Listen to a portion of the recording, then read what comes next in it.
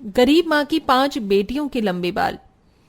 गरीब सुधा सीतागंज गांव में कच्ची झोपड़ी में अपनी 5 बेटियों को लेकर रहती थी। पांचों के बाल बहुत ही लंबे, काले, घने और पैरों तक आते थे, इसलिए गांव की औरतें उनसे जलन करती थीं। फिर भी सुधा किसी से गिला शिकवा नहीं रखती थी। वो बड़ी सीधी औरत थी। शुक्र है आज सुलग गई। आज सुलगाते सुलगाते बड़ी देर हो गई। मालिक ने भी आज जल्दी काम पर बुलाया था। समझ में नहीं आ रहा क्या करूं, खाना बनाऊं या घर की दिवाली की सफाई करूं या काम पर जाऊं। ये सोचकर गरीब सुधा खुद में परेशान हो रही होती है। तभी उसकी 5 बेटी अलका, बबीता, अंजू, कंचन, रानी उठ जाती हैं और सबसे बड़ी कंचन कहती है, ओहो, हमारी प्यारी माँ, तुम क्यों इतनी चिंता करती हो? तुम्हारी 5 लंबे बाल वाली बिटियां है ना, हम सारा काम करके रखेंगी। हाँ माँ, तुम काम पर जाओ, वरना लेट हो जाओगी तो तुम्हारा खड़ूस मालिक तुमको बातें सुनाएगा और हमको अच्छा नहीं लगता कि कोई हमारी माँ को डांट लगाए। जाओ माँ, मैं रोटी बना दूंगी। बबीता दीदी, मैं और रानी आंगन में झाड़ू लगाने जा रही है। लो माँ, गाकर मुझको दे दो, मैं कुएं से पानी भर कर लाती हूँ। जैसे ही मंझली बेटी अलका पानी भरने जाने लगती है तो परेशान स्वर में माँ टोकती है, अरे अपने बाल बांध कर जा, और तुम पांचों अपने अपने बाल बांध कर ही रखा करो। ऐसा बोलते हुए उस गरीब माँ की बातों में एक मायूसी भरी थी। पर माँ, भगवान ने हमें इतने सुंदर लंबे घने बाल दिए हैं, ऐसे बाल बंधे हुए थोड़ी ना अच्छे लगते हैं, खुले हुए खूबसूरत लगते हैं। मैं जानती हूँ लाडो, पर तू तो जानती है ना कि पड़ोसन रूपा मौसी को जब देखो तुम पांचों के लंबे बालों को बीच में लाकर कैसे राई का पहाड़ बनाती हैं। तुम पांचों तो अपनी गरीब माँ के दुखों को देखती हो।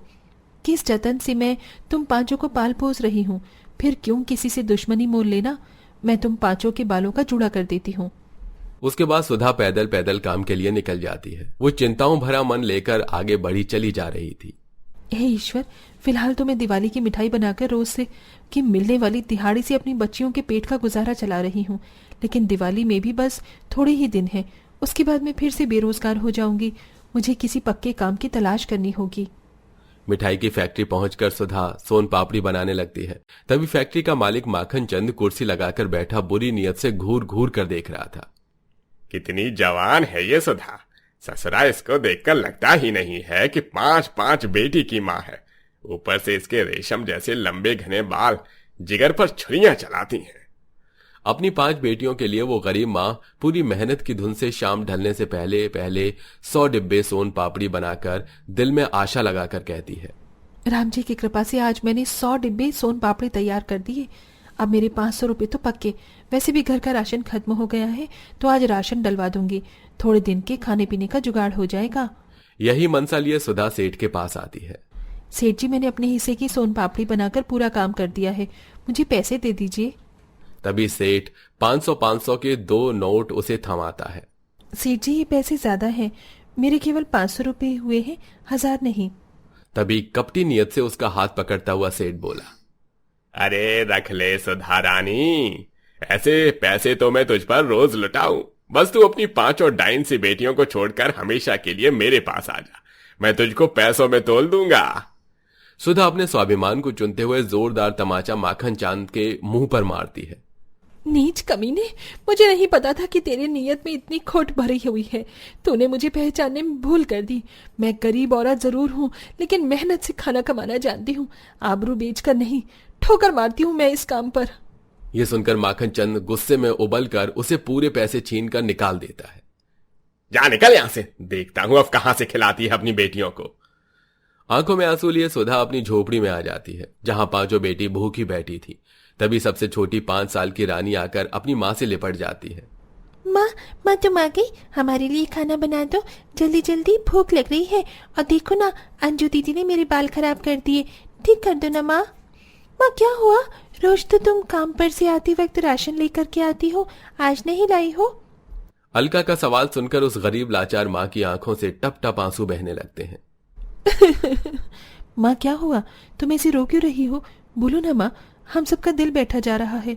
मेरा काम छूट गया मेरी बच्चियों, अपनी इस गरीब माँ को माफ कर दो। ना तो घर में अन्न का एक दाना पड़ा है और ना ही मेरे पास पैसे हैं कि मैं तुम सबको खिला सकूं। सुधा की सूरत पर अपनी 5 बेटियों का पेट न भरवा पाने का एक बड़ा दुख छाया हुआ था। तभी अंजू ने नम आंखों से कहा, कोई बात नहीं माँ, रोज रोज तो हम खाना खाते ही हैं, आज नमक पानी पीकर सो जाएंगे।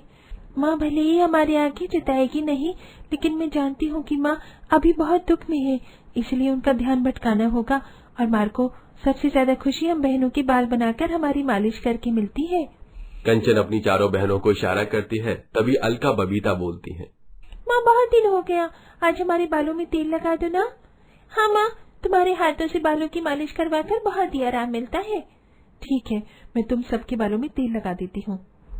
सुधा दहलीज पर बैठकर बारी बारी से बड़े ही स्नेह प्रेम से पांचों बेटियों के बालों में तेल लगाती है। तो वहीं सामने के घर से जल कोकड़ी पड़ोसन रूपा उनके लंबे लंबे बालों को देखकर जली भुनी जा रही थी। देखो तो, दिन पर दिन इन पांचों के बाल जमीन छू रहे हैं। इनके लंबे केश देखकर मेरे कलेजे में आग लगती है, आग। और एक मेरी बेटी पिंकी है, जिसके पीछे मैंने हजारों रुपए तेल शैम्पू में खर्च कर दिए, लेकिन फिर भी गंजी पटेल के सर पर गिनकर 4 बाल है। इन माँ बेटी का कुछ तो करना पड़ेगा। जलन में आकर रूपा अपने ही घर के दरवाजे पर नींबू मिर्ची वगैरह रखकर सवेरे सवेरे पूरे गांव को इकट्ठा कर लेती है। देख लीजिए मुखिया जी, देख लीजिए, मैंने किस चुड़ैल डायन का क्या बिगाड़ा है जो मेरे दरवाजे के आगे ऐसे टोना टोटका करके जा रही है। लेकिन रूपा, भला ऐसा कोई क्यों करेगा? तभी सुधा भी अपने लंबे बालों वाली बेटियों के साथ बाहर निकल कर आती है। सबके बाल खुले हुए थे। इस सुधा को छोड़कर ऐसा कौन करेगा? मुखिया जी, अरे आप देखते नहीं, इसकी टिंगी टिंगी बेटियों के कितने लंबे लंबे बाल हैं। ऐसे बाल चुड़ैल डायन के होते हैं। जरूर ये अपने 5 बेटियों को पक्के डायन बनाना चाहती है, तभी मेरे दरवाजे पर टोना टोटका करवा रही है। हाँ, अरे रूपा तो सही बोलती है। चल इसकी खटिया खड़ी करते हैं, ये तभी सुधरेगी। और सभी औरतें उस बेचारी को मारने लगती हैं और बच्चियां बिलख बिलख कर रोने लगती हैं। छोड़ो छोड़ो मेरी माँ को, मत मारो। उनके सिवा हमारे दुनिया में कोई भी नहीं है। छुटकी, चल हट परी। सरला बड़ी बेरहमी से रानी के बाल नोचने लगती है। तभी सुधा गिड़गिड़ाने लगती है। दुहाई हो सरपंच जी, मेरी बेटियां डायन नहीं है। आपकी आंखों के सामने मुझ पर और मेरी बेटियों पर जुल्म सितम हो रहा है और आप देख रहे हैं। अरे छोड़ दो उसे, अरे उसे छोड़ दो, मैं कहता हूँ छोड़ दो। किसी गरीब को इतना भी मत सताओ। आज से इनका हुक्का पानी इस गांव से सदा के लिए बंद हो जाएगा। दिल पर पत्थर रखकर मुखिया जी को ऐसा फैसला करना पड़ता है। औरतें न तो उन्हें कुएं से एक बूंद पानी भरने देती, न वो गांव में होने वाली किसी दावत में जा सकती थी। सभी की आंखों में भूख की तड़प थी। माँ बहुत जोरों की भूख लगी है, खाना दो ना माँ, वरना मैं भूखी मर जाऊंगी। हाँ माँ, मुझको भी भूख से पेट में दर्द हो रहा है। अपनी बेटियों का भूख से ऐसा हाल देखकर गरीब माँ का कलेजा फटने को भी आ जाता है और वो अहम फैसला उठाती है। सब लोगों के सीने पर मेरी बेटियों के लंबे बाल फांस की तरह चुभते हैं ना, तो ठीक है, आज मैं इनके बालों को काट दूंगी। कम से कम मेरी बच्चियां भूख से तो नहीं मरेंगी। तभी कोई दरवाजा खटखटाता है। जी नमस्ते, हम इस गांव में दशहरे मेले के रामलीला मैदान में एक आयोजन करने वाले हैं, जिसमें सबसे अनोखी प्रस्तुति रखी गई है, जिसमें हम गांव की लंबे बालों वाली लड़कियों को रामलीला के रोल में भाग देंगे और जो अपनी अच्छी अदाकारी से दर्शकों का दिल जीतेगा उन्हें मिलेगा 10 लाख रुपए का इनाम। सुधा इस सुनहरे अवसर को नहीं छोड़ती और गांव जमाने की परवाह न करते हुए अपनी 5 लंबे बालों वाली बेटियों का नाम लिखवा देती है और अपनी एक पुरानी साड़ी और सुई धागे से लगभग 2 दिन रात मेहनत करके उनके कपड़े बनाती है। और अगले दिन से रामलीला का आयोजन शुरू हो जाता है और 5 लड़कियां अपने लंबे बालों और खूबसूरत भूमिका से सबके दिल जीत लेती हैं। साथ ही 10 दिन पूर्ण होने के बाद 10 लाख रुपए की राशि उन्हें दी जाती है। तो प्यारे दर्शकों, दिल थाम कर रखिए, हमारे रामलीला की इस बार की विजेता सुधा जी की 5 लंबे बालों वाली बेटियां हैं। जोरदार तालियां हो जाएं। मंच की तरफ देखकर पूरा गांव फक्र से भर जाता है और अब सब सुधा से माफी मांगते हैं। सुधा, इस गांव का मुखिया होने के नाते उचित फैसला करना मेरा धर्म था, लेकिन मैं बाकी गांव वालों के सिखावे में एक पल के लिए सचमुच तुम्हें और तुम्हारी बच्चियों को डायन मान ली। मुझे क्षमा कर दो, मैं भूल गया था कि बेटियां तो लक्ष्मी का रूप होती हैं। माफ कर दो। मुझे भी माफ कर देना सुधा, मैं हमेशा तुम्हारी बच्चियों की लंबे बालों से जलती रही, मगर आज तुमने इस गांव का मान बढ़ाया है। गांव वालों की सराहना सुनकर सुधा की आंखों में खुशियों के आंसू आ जाते हैं, जिसके बाद वो 5 लंबे बालों वाली बेटियों के साथ एक ब्यूटी पार्लर शुरू करती है, जिसमें ज्यादातर आने वाले कस्टमर उनसे लंबे बालों की टिप्स जरूर लेते। वेल प्यारे दर्शकों, आपको किस तरह के बाल पसंद हैं, लंबे या छोटे? कमेंट बॉक्स में कमेंट करके जरूर बताएं।